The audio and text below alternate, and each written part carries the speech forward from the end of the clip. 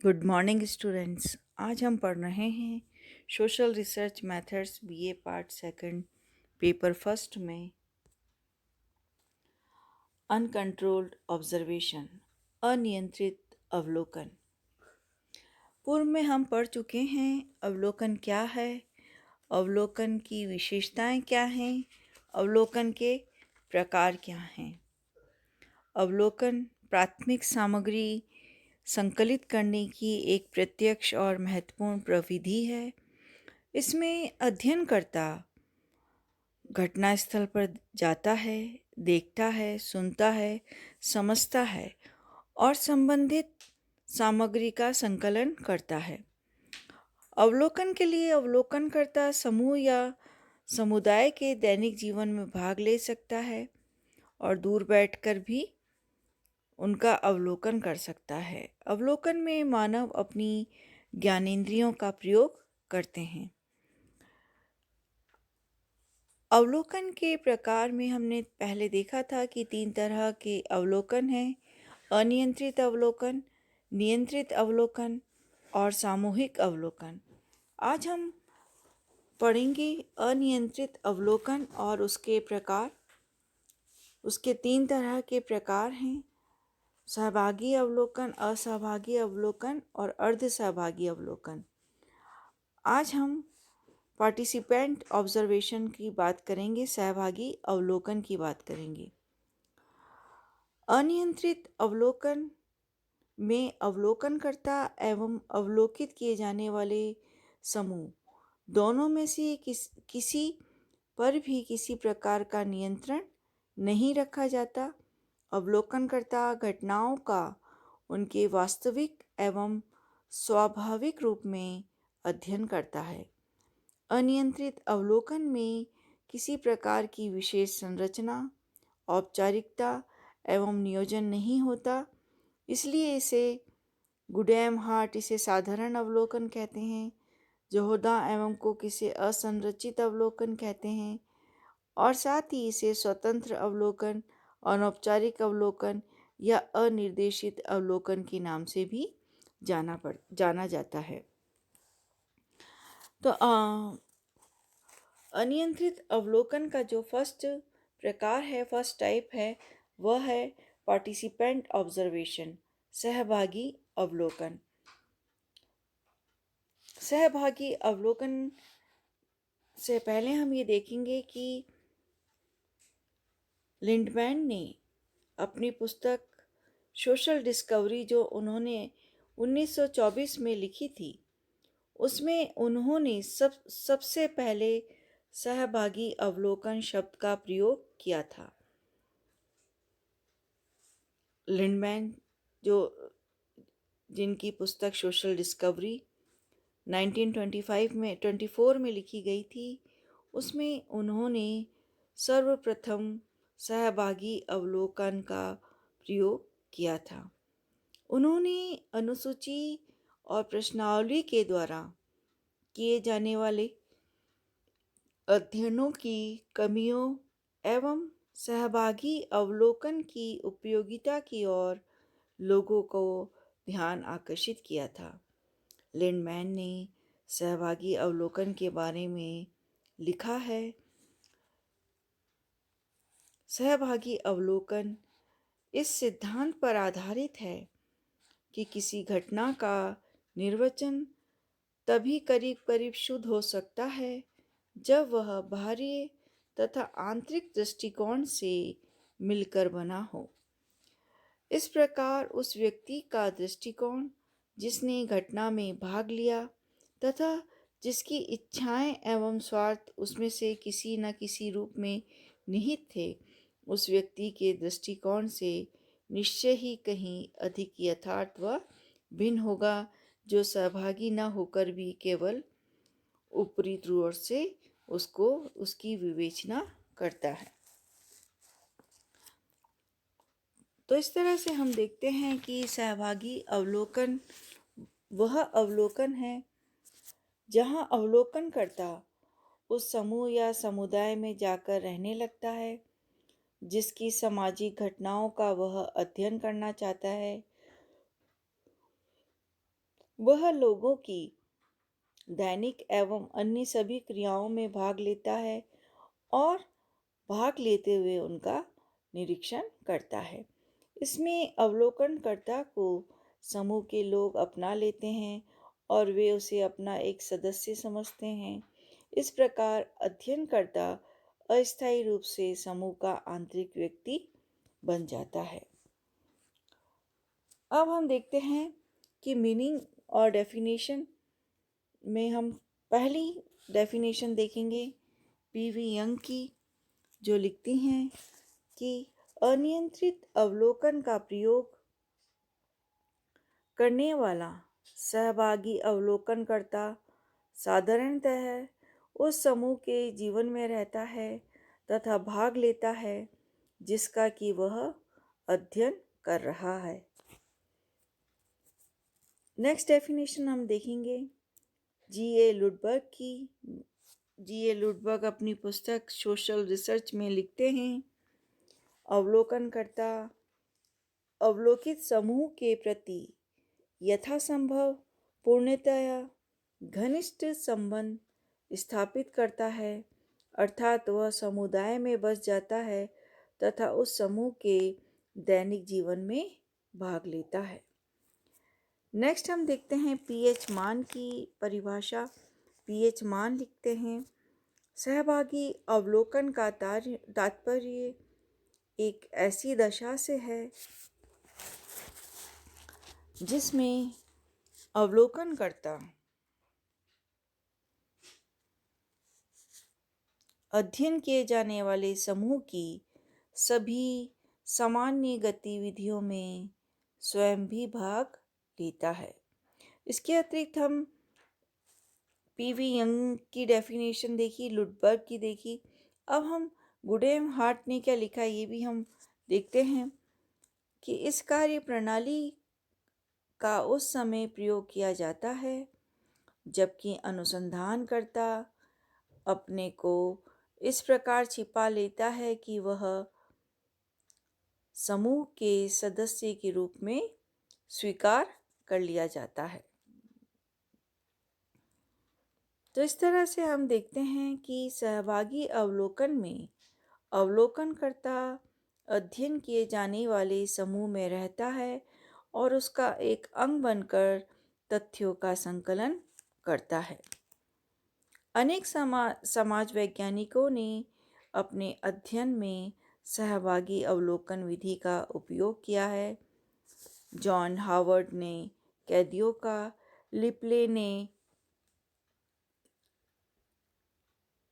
श्रमिक परिवारों का, मेलिनोवस्की ने ट्रोबियान द्वीप समूह में अग्रोनाट जनजाति का, रेमंड फर्थ ने टिकोपिया लोगों का, नेल्स एंडरसन ने होबो लोगों का, वाइट ने सड़कों पर जीवन व्यतीत करने वाले लोगों का सहभागी विधि से अध्ययन किया है। इस विधि द्वारा हम समुदाय, आदिम जातियों और उनकी संस्कृतियों का अध्ययन किया जाता है। किसी भी समूह की प्रथाओं, उत्सवों, विश्वासों और लोकगीतों, धार्मिक क्रियाओं और व्यवहारों के अध्ययन के लिए यह विधि उपयुक्त मानी जाती है।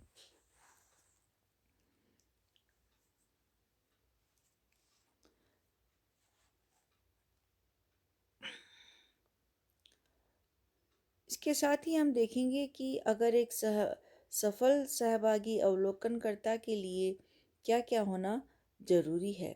जैसे हम देखते हैं कि भारत जैसे देश में अवलोकनकर्ता को समूह के लोगों को अपना परिचय एवं उद्देश्य स्पष्ट कर देना चाहिए ताकि लोग उसे शंका की दृष्टि से नहीं देखें तथा साथ ही वे लोग उसे अपना सदस्य बनाकर तथ्यों के संकलन में उसे सहयोग दें। ऐसा करने से अवलोकनकर्ता को समूह के लोगों का विश्वास प्राप्त हो जाएगा और वे उसे समूह में उचित स्थान प्रदान करेंगे। भारत जैसे देश में जहाँ आज भी अधिकांश लोग अशिक्षित हैं, बिना अपना परिचय एवं उद्देश्य बताए लोगों के सामाजिक जीवन में भाग लेना और उनमें अनुसंधानकर्ता के प्रति संदेह ही उत्पन्न करता है, तब वे अपने वास्तविक व्यवहार में परिवर्तन कर सकते हैं। साथ ही हम ये देखते हैं कि नैतिक दृष्टि से भी यह उचित नहीं है कि अवलोकनकर्ता समूह के लोगों को मिथ्या बातें नाहक कहे। एक सफल सहभागी अवलोकन के लिए यह आवश्यक है कि अवलोकनकर्ता को अध्ययन समूह के लोगों की भाषा, रीति रिवाज, व्यवहार, प्रथाओं, परंपराओं की पूर्ण जानकारी हो। साथ ही जब वह समूह के लोगों में उनकी भाषा में बात करेगा तो वे लोग उसे अपना ही व्यक्ति समझने लगे होंगे और किसी भी बात को वो छुपाएंगे नहीं। सहभागी अनुसंधानकर्ता को वाक्पटु एवं व्यवहार कुशल भी होना चाहिए। एक अनुसंधानकर्ता किस सीमा तक सहभागी बन सकता है, यह समूह के आकार पर निर्भर करता है। परिवार में पूर्ण सहभागिता सरल है, जबकि एक बड़े नगर में सीमित मात्रा में ही संभव है। इसके अतिरिक्त अनुसंधान के विषय एवं अवलोकनकर्ता के व्यक्तित्व एवं कुशलता पर भी सहभागिता की मात्रा निर्भर है। सहभागी अवलोकनकर्ता को चाहिए कि वह अपने समूह से इतना घनिष्ठ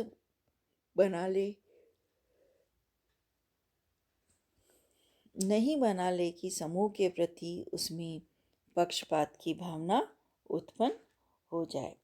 अब हम देखते हैं मेरिट्स ऑफ पार्टिसिपेंट ऑब्जर्वेशन, यानी सहभागी अवलोकन के गुण।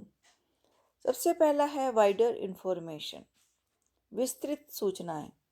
इस विधि में के द्वारा क्योंकि हम इस विधि में स्वयं समूह की गतिविधियों में भाग लेते हैं, इसलिए विस्तृत सूचनाएं हम एकत्र कर सकते हैं।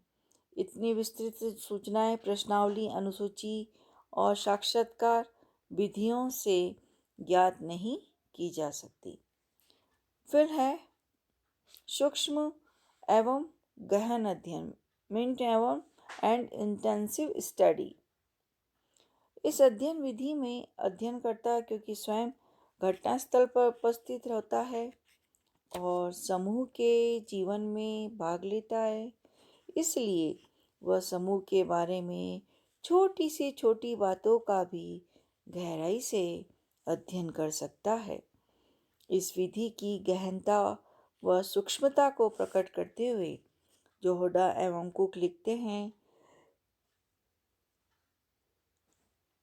कि सक्रिय सहभागिता उन सूचना स्रोतों के द्वार खोलती है जो अन्यथा बंद ही रह सकते हैं।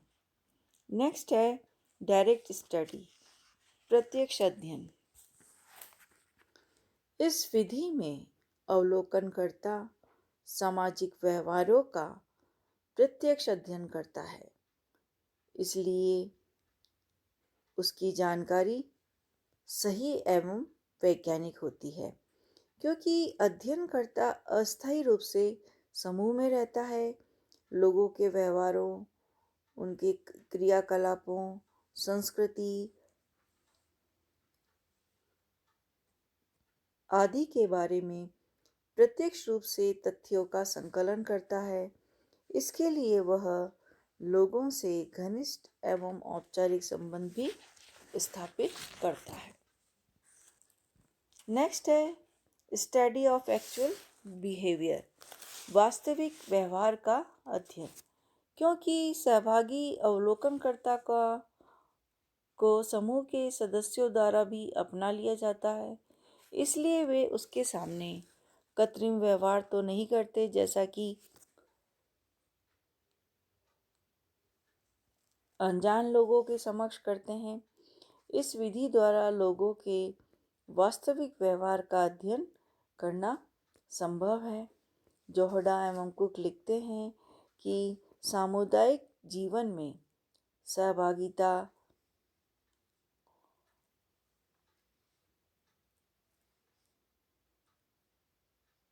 वास्तव में अवलोकनकर्ता की स्थिति में स्वाभाविकता को बढ़ाती है।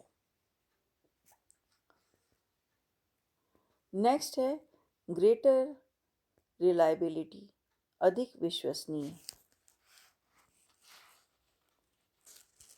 इस विधि में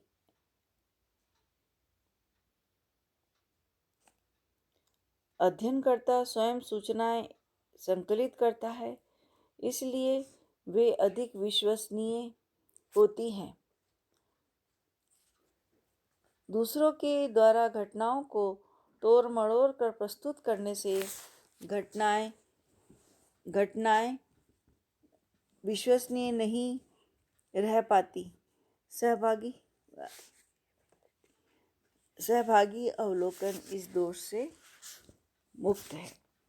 नेक्स्ट है वेरिफिएबिलिटी ऑफ कलेक्टेड इंफॉर्मेशन, संग्रहित सूचनाओं की सत्यापनशीलता। इस विधि में अवलोकनकर्ता स्वयं संग्रहित सूचनाओं की सत्यता की जांच भी कर ली जाती है, क्योंकि अध्ययनकर्ता स्वयं समुदाय की गतिविधियों में भाग लेता है। इसलिए कुछ आशंका होने पर, पुनः वैसी ही परिस्थितियां आने पर उन तथ्यों का पुनर्निरीक्षण कर सकता है। नेक्स्ट है इजी स्टडी, सरल अध्ययन। क्योंकि सहभागी अवलोकन में अवलोकनकर्ता समूह का सदस्य बन जाता है, उस पर संदेह एवं अविश्वास नहीं किया जाता, अतः वह बिना रोक टोक के समूह के सभी कार्यक्रमों में भाग लेता है और सरलता से उनका अध्ययन कर सकता है। क्योंकि अध्ययनकर्ता को बार बार अध्ययन क्षेत्र में नहीं जाना पड़ता, इसलिए यह एक सुविधापूर्ण अध्ययन विधि है। नेक्स्ट है इंक्रीज इन स्किलनेस ऑफ ऑब्जर्वर, यानी एक लंबे समय तक समूह में रहने एवं उसकी क्रियाओं में भाग लेने के कारण अध्ययनकर्ता अनुभवी एवं कुशल हो जाता है और प्रत्येक स्थिति को समझने की उसमें क्षमता पैदा हो जाती है। नेक्स्ट है observer himself is a mirror of community life, यानी सहभागी स्वयं अवलोकन करता सामुदायिक जीवन का एक दर्पण है। सहभागी अवलोकन करता क्योंकि स्थानीय समूह के साथ इतना घुल मिल जाता है कि वह स्वयं भी अपने आप को समूह के अन्य सदस्यों की भांति व्यवहार करने लगता है। उसका व्यवहार अवलोकित किए गए समूह का प्रतिनिधित्व करता है, अतः उसके व्यवहार से ही समूह के बारे में कई सूचनाएं प्रकट की जाती हैं। इन गुणों के अतिरिक्त भी और सहभागी अवलोकन के कुछ और लाभ हैं, जैसे इसमें उत्तरदाताओं की संवेगात्मक स्थितियों को सरलता से समझा जा सकता है। साथ ही अवलोकनकर्ता संवेदनशील प्रश्नों के उत्तर भी ज्ञात कर सकता है। इसमें भावनात्मक एवं गुणात्मक तथ्यों का विश्लेषण सरलता से किया जा सकता है। संग्रहित तथ्यों को अंकित करना सरल होता है। इसमें अवलोकनकर्ता की निगाहें अधिक सूक्ष्म एवं पैनी हो जाती हैं। साथ ही हम देखते हैं कि कम समय में इस विधि द्वारा अधिक जानकारी प्राप्त की जा सकती है।